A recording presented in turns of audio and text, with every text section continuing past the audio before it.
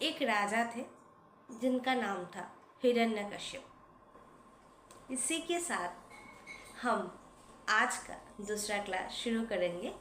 हम पढ़ रहे थे मीरा के पद, हमने ख़त्म किए थे मीरा के पद का पहला पार्ट कि द्रौपदी को उन्होंने कैसे भरी सभा में अपना लाज बचाने में मदद की है। आज हम पढ़ेंगे क्यों हमारे श्री कृष्ण ने नरसिंह का रूप धारण किया था। किनके लिए? प्रहलाद के लिए। प्रहलाद कौन है? मैंने पहले ही शुरू किया था कि हिरण्यकश्यप एक राजा थे जो कि बहुत ही अहंकारी थे और वो अपने आप को भगवान मानते थे। और उन्होंने ध्यान किया था जिसमें उनको वरदान मिला था कि ना ही, ये बहुत ही इम्पोर्टेंट है, जिसके कारण हमारे श्री कृष्ण को भी एक मिक्सचर कॉम्बिनेशन में एक रूप धारण करना पड़ा था। अगर हम बहुत ही इजी भाषा में बोले तो कि उनको ये शरीर अपनाना पड़ा था, पशु और इंसान ऐसे मिक्स्ड होकर। इसका कारण ये था कि हिरण्यकश्यप को वरदान था कि ना ही कोई इंसान, ना ही कोई पशु, ना ही दिन में, ना ही रात में, ना ही अस्त्र ने, ना ही शस्त्र, कोई कुछ भी उनको बिगाड़ नहीं सकते, कोई उनको मार नहीं सकता, ना ही घर में और ना ही बाहर में। मैं फिर से अगर रिपीट करूं तो क्या है, ना ही उनको कोई दानव या फिर कोई मानव मार सकता है, ना ही उनको कोई घर में या फिर कोई बाहर में मार सकता है, ना ही उनको दिन में और ना ही उनको रात में कोई मार सकता है, न ही कोई शस्त्र से, न ही कोई अस्त्र से उनको मार सकते हैं। तो इसलिए वो अपने आप को अमर मानते थे और इसी अहंकार से वो अपने आप को भगवान भी मानते थे। पूरे विश्व को उन्होंने ये बोलने के लिए मजबूर किया है कि वो भगवान है। और सारे लोग भय, इच्छा, प्रेम, भक्ति कारण जो भी हो उनको भगवान ही मानते थे। लेकिन ट्विस्ट क्या है?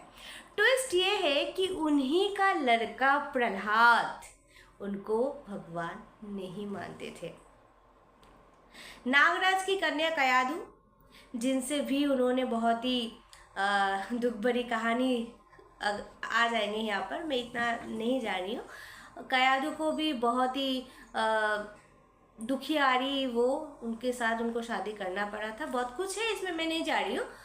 तो कयाधु के साथ शादी हुआ था और कयाधु श्री कृष्ण के भक्त थे। और जब कयाधु और हिरण्यकश्यप का संतान हुआ जिनका नाम प्रहलाद है, वो बचपन से ही, एकदम छोटे से ही वो कृष्ण कृष्ण कृष्ण करते रहते थे। कृष्ण को बहुत ज़्यादा वो मानते थे।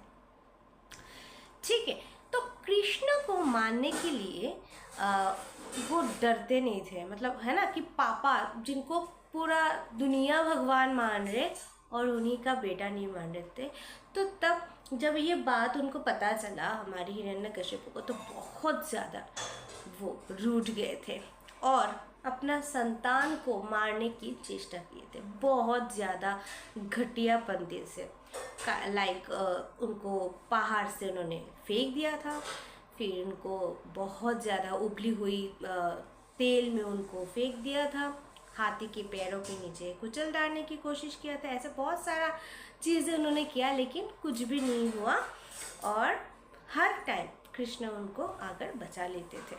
जब ऐसा कुछ नहीं हो रहा था, तब लास्ट में उन्होंने सोचा कि मैं मेरी बहन को ले आती हूँ। तो बहन को क्या है, एक वरदान था कि वो अपने शरीर में अग्नि का समावेश कर सकती है और सब कुछ जला सकती है, लेकिन वो नहीं जलती है। ये एक वरदान हिरण्यकश्यप की बहन को थी। लेकिन वरदान के साथ साथ उनको ये चेतावनी भी दिया गया था कि इसका सदुपयोग करना है, ना कि दुरुपयोग। ओके, यानी मिसयूज नहीं करना है, उसको यूज़ करना है अच्छे से वरदान को। लेकिन उन्होंने क्या किया, मिसयूज किया कि उनको मारने के लिए। तो उन्होंने सोचा, हिरण्यकश्यप ने सोचा कि अगर प्रहलाद को लेकर वो बैठ जाएगी तो उनका जो बहन है वो तो नहीं जलेगी, प्रहलाद जल जाएगी।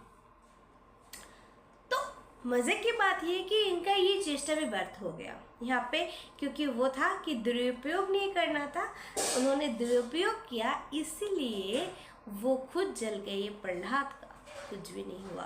तो हर बार वो कृष्ण हर बार प्रहलाद को बचा लेते थे। तो एक दिन जब मतलब कुछ भी नहीं हो रहा था और बहुत ज़्यादा फ्रस्ट्रेटेड हो गए थे हमारे हिरण्यकश्यप, तब उन्होंने बोला चलो, प्रहलाद को पूछा कहाँ है तुम्हारा कृष्ण, कि यहाँ पे यहाँ पे यहाँ पे यहाँ पे, कहाँ पे? उन्होंने बोला हर जगह है, आप जहाँ पर भी देखोगे वहाँ पर श्री कृष्ण है। तो उनसे वो बहुत ज़्यादा रुक गई। तब उन्होंने एक खंबा में उन्होंने पूछा कि इसमें है? बोला हाँ इसमें है। समय था संध्या, जिस टाइम की मैं बात कर रही हूँ समय था संध्या, यानी गोधूली जिसको हम कहते हैं। उस टाइम पे उन्होंने बोला ठीक है, फिर तोड़ो इस खंबे को, देखते हैं कहाँ पर है उसका भगवान। फिर उसको खंबा को तोड़ा गया और वहाँ से नरसिंह रूपी कृष्ण का अवतरण हुआ। और फिर उन्होंने बहुत ही रुष्टता से उनको यानी हिरण्यकश्यप को मार डाला। वेट, कैसे? शस्त्र अस्त्र घर बाहर ये सारी चीज़ें तो है, तो फिर कैसे? यहाँ पर एक ट्विस्ट है। यहाँ पे उन्होंने ना ही वो मानव थे ना ही वो दानव थे, दोनों के मिक्सचर थे, इसलिए मैंने बोला है नरसिंह। एक नंबर 2 गधुली यानी संध्या, उस समय ना दिन रहता है ना ही रात रहता है, राइट। उसके बाद उन्होंने चौखट जिसको हम बोलते हैं कि घर से बाहर निकलने के टाइम पर जो बीच होता है, जो घर में होता है वो बाहर में होता है, वहाँ पर बैठ के यानी घर की चौखट पे बैठकर ना ही अस्त्र ना ही शस्त्र, उन्होंने अपना नाखून से उनके पेट में ऐसे पकड़ कर उनका दमन किया था। तो प्रहलाद को भी कृष्ण ने ऐसे बचाया था। तो मीरा ने देखो इतना सुंदर से उन्होंने क्या किया था, एग्जाम्पल्स दिए थे कि कैसे कैसे उन्होंने श्री कृष्ण ने उनके भक्त को बचाया। उसके बाद हम आते हैं नंबर 3 यानी गजराज। गजराज जो नहाने गए थे और वहाँ पे कुम्भीर उनको खाने की कोशिश कर रहे थे, तभी उन्होंने श्री कृष्ण को पुकारा और श्री कृष्ण ने फिर से भक्त का पुकार सुनकर वो आकर उनको बचाए थे।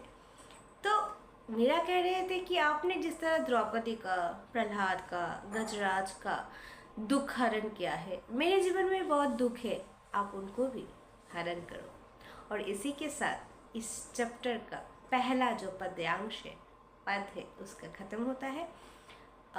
अगर कोई भी डाउट है तो ज़रूर बोलिएगा, कमेंट करना और वीडियो देखते रहना। नेक्स्ट वीडियो में नेक्स्ट पार्ट को लेकर बहुत ही जल्द लौटेंगे। आज के लिए इतना ही।